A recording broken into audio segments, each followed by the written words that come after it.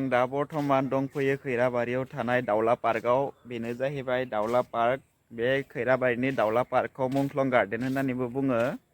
ओमफ्राय आं बे साननैसो भिडिअ होनाया एसे खम जागासिनो मानोना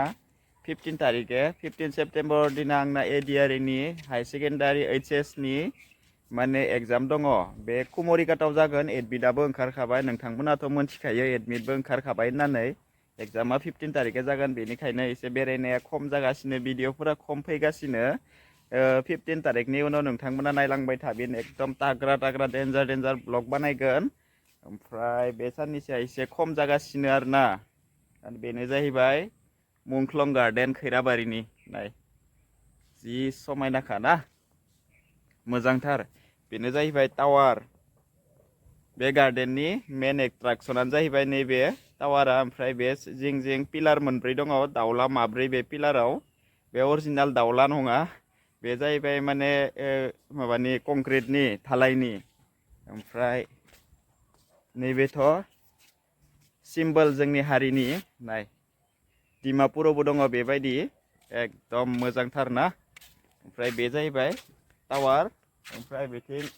जोंना बर' हारिनि आगोल माने बड'लेण्ड दाबिनायाव राजा लामा होबथेनाय बे नाय एकदम मुसुखा बायदि ओमफ्राय दंजोबखायो गासिबो बनजार लानानै थानाय बै गोजौनिया ओमफ्राय बे साइडथिं दङ जि दानाय बर' आइजोफोरा ओमफ्राय NDP फोरनि न'खराव जोंनि बर' हारिनि बेफोराव पुलिसफोरा न'आव फैनानै अयथासार खालामनायफोरा गासिबो दंजोबखायो बेयावनो बुला बुसि खालामनाय जोंनि हारिनि आइजोफोरखौ माने जिनाहारि खालामनाय गासिबो बेयावनो दंजोबखायो नाय दिनै जोङो 5टायावसो नैबे पार्कआव फैदो ओमफ्राय 5टायाव फैबाबो मानसि गैथारा आरोना जोंल' दा ओमफ्राय नाय मेन एट्राक्सनानो जाहैबाय बेनो नाय बिराद गोजौ ओमफ्राय बे साइडथिं दङ पुरा फ्रि स्पेस दा बिबार गैथ'वा बिबारनि सिजन गैथ'वा नालाय ओमफ्राय बे पार्कखौ मुंख्लं गार्डेन होननानैबो बुङो ओमफ्राय एकदम जिं बेरायनो थाखाय टाइल्सनि लामा गोजा ओमफ्राय दालांबो दङ नाय बेबायदि दालां फिसा माने बिथिंबो मोनसे दङ मोनब्रै मोनबासो दङ बेबायदि दालां ओमफ्राय केनेलनि सायाव दालां बानायनाय जादों कालार होनानै ओमफ्राय नोंथांमोननो आं दा लाभ मोनसे देखायगासिनो गेजेरावनो लाभ औवानि मोनसे बेनिफ्राय माबानि थिननि मोनसे दङ लाभ बानायनाय ओमफ्राय बे दंफांखौबो मोजां नांदों ना बिबार पाइन दंफां होनोलै बेखौ हाजोआव थायो हाजो एरियायाव गिदिर नुनो मोनो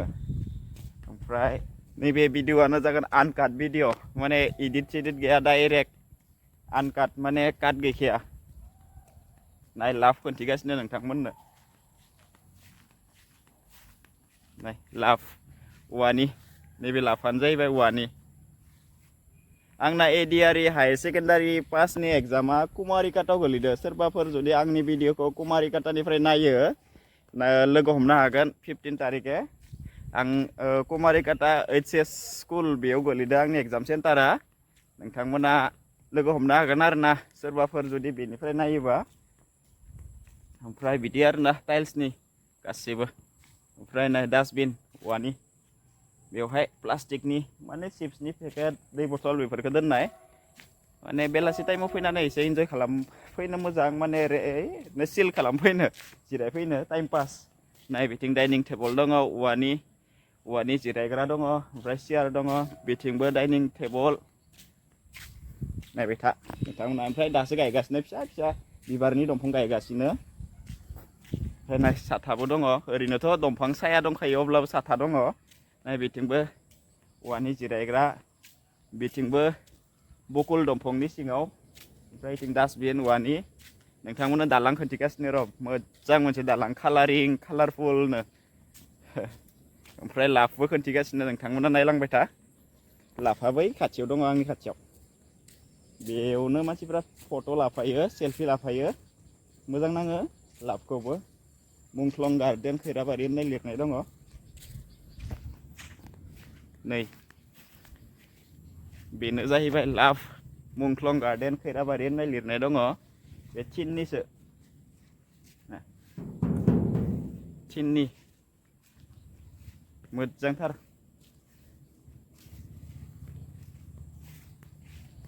ओमफ्राय दालां मोनसे देखायगोन नोंथांमोननो बेनो जाहैबाय दालां एकदम कालारफुल बिराद मोजां नुयो बे दालांखौ बे गेजेराव थानानै फट' साफायनो मोजांथार ओमफ्राय जोंनि बर'नि बिफा बड'फाखौ देखायगासिनो एकदम हाबनाय लोगो लोगो नुयो नाय आं बेक साइडथिं दङ दा फ्रन्ट साइडनिफ्राय देखायगासिनो नोंथांमोननो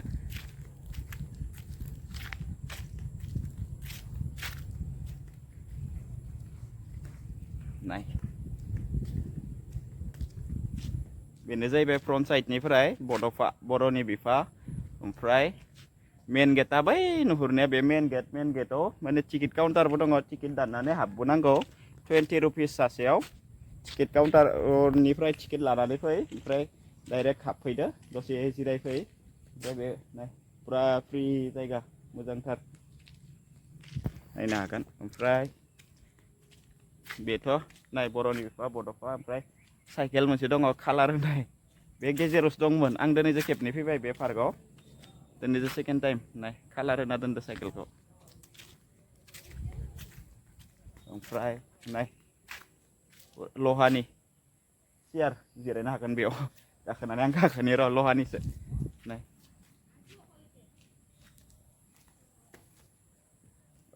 गाखोगासिनो आङो नाय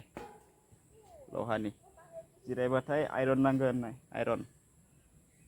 कालार फोनबाथाय मोजां जागोन दा कालार होथ'वाखै डाइरेक्ट दासो जालाय होना दोनदो नाय वाव खैराबारिनिफ्राय 2 किल'मिटारसो जागोन नैबे मुंख्लं गार्डेना ओमफ्राय बालिका हाई स्कुलनि खाथियावनो अपोजिट साइडआव राभाफोरनि अफिसबो दङ बे खाथियावनो आरोना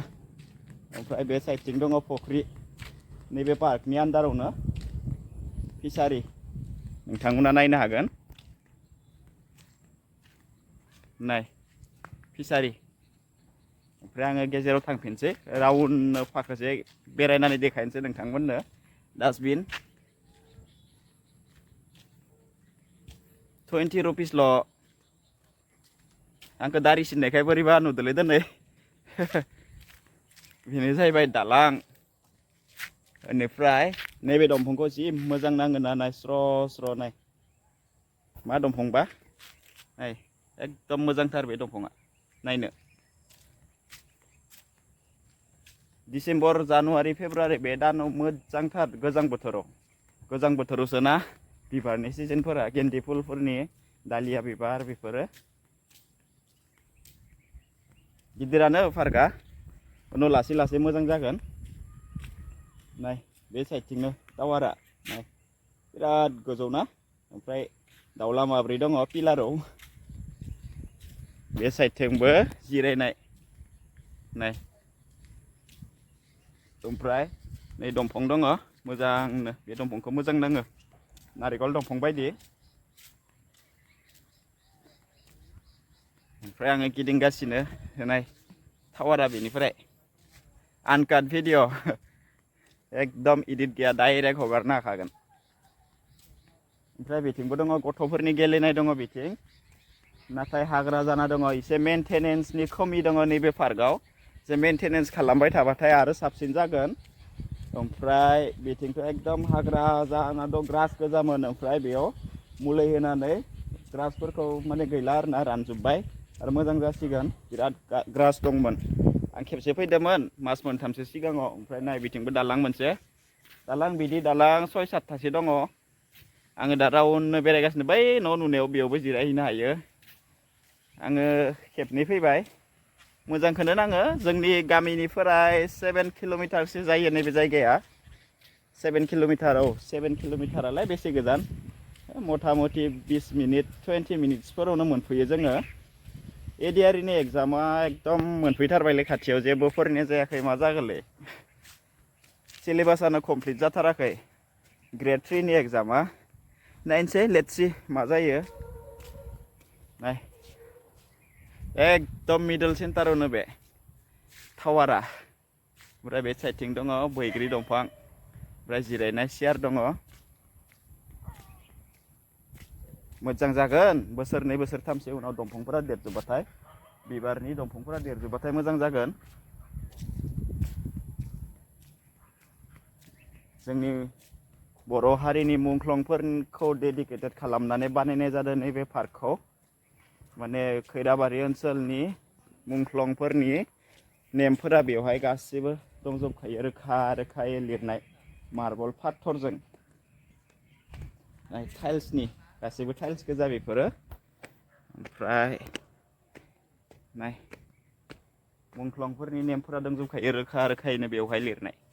जोंनि खैराबारि ओनसोलनि बेयाव दङ कान्दुरि बर' मुंख्लं कान्दुरि बर' मुंख्लं बानसा बसुमतारी मथर स्वर्गियारि दुदुरबाला बर' बिसोर गासैबो दङ खरिबाला बर' ललिता बर' गासैबो दंजोबखायो रोखा रोखायै लिरनाय एकदम गिदिर गिदिर हांखोजों नाय बे मोनसे डिजाइनखौ मोजां नाङो गेजेराव खालि धुप धुप धुप होनो नाय मोजांथार ओमफ्राय बेनोसै कुमारिघाटआव सोरबाफोर लोगो मोनबाथाय माथो होबानो जाबाय ओमफ्राय नोंथांमोनाथ' आंनि भिडिअखौ एकदम थाग्रा रेसपन्स होगासिनो माने भिउसफोराबो एसे फैगासिनो नायगासिनो नोंथांमोना बेनिखायनो आंनि गोसो गोरबोनिफ्राय रोजा रोजा साबायखर नोंथांमोननिसिम आरो नोंथांमोनाबो आंखौ इयुनाव बेबायदिनो माने नायबाय थागोन भिडिअखौ सापर्ट खालामबाय थागोन होननानै मिजिंथियो आरो लोगोसे नोंथांमोननिथ' अननाय नांखागोन ओमफ्राय आंनि एसे नाजानाय आरो नोंथांमोननि अननाय बे मोननैखौथ' नांखागोननो ओमफ्राय लाफाथ' बे औवानि लाफा ओमफ्राय दिनैनि भिडिअखौ बेखिनियावनो दोनथ'नोसै नेक्स्ट भिडिअ लोगो मोनफिनगोन बाय जै बर' हारिनि।